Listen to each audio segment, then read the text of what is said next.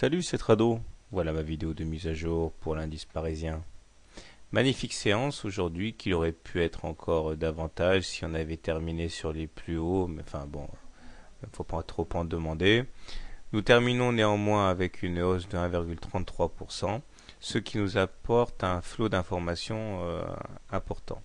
Tout d'abord, on a inscrit un plus haut, puisqu'on est allé chercher les 4056 qui correspondaient, j'ai été un petit peu devancé par la forte hausse, hein, qui correspondait en gros au plus haut du 22 avril. On peut donc clairement dire que le prochain objectif de taille maintenant se situe sur le top absolu d'avril, à savoir les 4086 ici.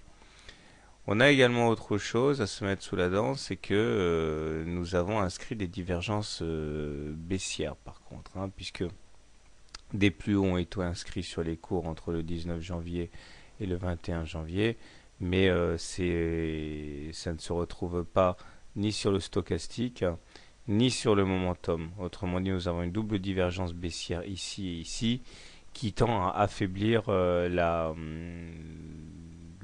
hausse, enfin la signification de la hausse d'aujourd'hui. C'est pas pour autant qu'il faille shorter, vendre à découvert l'indice. Hein. Je vous rappelle que les divergences baissières ne sont pas des signaux de vente en tant que tels, c'est justement des appels à la prudence, c'est tout. Et puis nous avons deuxième signe inquiétant, c'est la longueur donc de la mèche basse d'aujourd'hui, de la mèche haute, puisqu'à un certain moment on s'était extrait au-delà de la Bollinger supérieure, mais on n'a pas réussi à tenir en clôture. Il demeure que les objectifs de référence restent toujours valables. Hein. En l'occurrence, j'ai ressuscité l'oblique bleu ici, hein, qui coupe la partie haute de la médiane en deux. Donc il s'agirait d'aller chercher les 4100 hein, pour la rallier, ce qui correspondrait également au haut de la partie supérieure donc du canal ocre et à la partie supérieure également hein, de l'hypothétique canal vert que j'ai tracé maintenant il y a quelques jours. Donc si on allait chercher les 4100, on ferait carton plein sur les repères graphiques. Je disais hier que la baisse avait tout de la tempête dans un verre d'eau au regard de l'hebdo. Et si on bascule sur cette unité de temps, on voit qu'effectivement, c'est comme s'il ne s'était rien passé. Hein. La bougie est très belle. Elle permet à l'indice parisien de clôturer pour la deuxième semaine consécutive au-dessus de la Bollinger supérieure.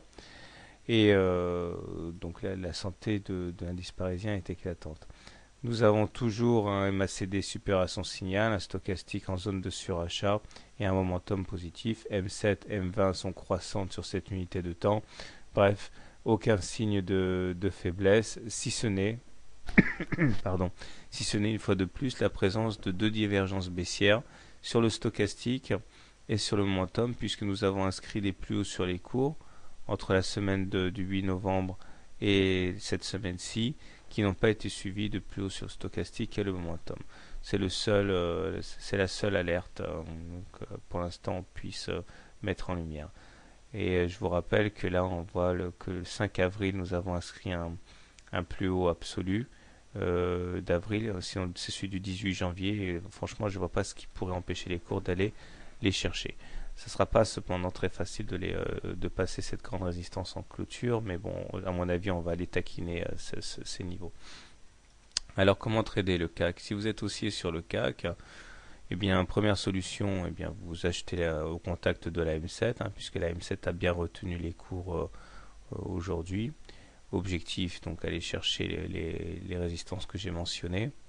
Deuxième solution, pour les plus prudents, vous attendez éventuellement le retour qui ne manquera pas d'avoir lieu sur un moyenne mobile à 20 séances, qui n'a toujours pas été testé, hein, malgré l'envolée à laquelle nous avons assisté depuis plusieurs jours maintenant. Si vous êtes baissier, eh bien, solution agressive, vous shortez maintenant en actant la présence de divergences baissières, ce qui est risqué. Soit vous attendez plutôt qu'on aille chercher le noyau de résistance ici sur les 4100 pour éventuellement shorter l'indice parisien. Voilà, quant à moi, je vous ai dit, hein, on est au-dessus d'une M20 croissante, donc hier comme aujourd'hui, comme pour lundi, et ceci depuis maintenant plusieurs jours, je considère qu'on est en tendance haussière. Bonne soirée, bon trade, à demain.